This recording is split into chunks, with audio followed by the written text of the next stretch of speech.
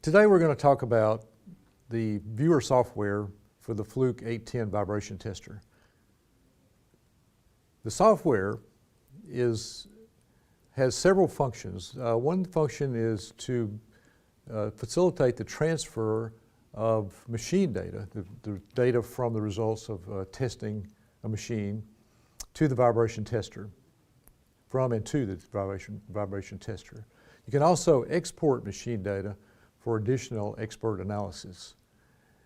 Machine setup.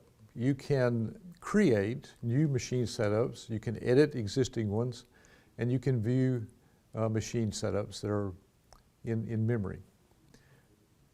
And you can also select and view diagnosis data.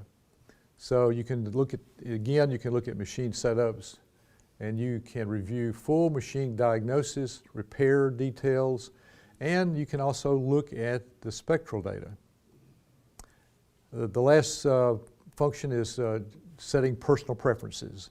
And those are the major functions of the 810 viewer software: transferring, machine setups, and viewing diagnoses.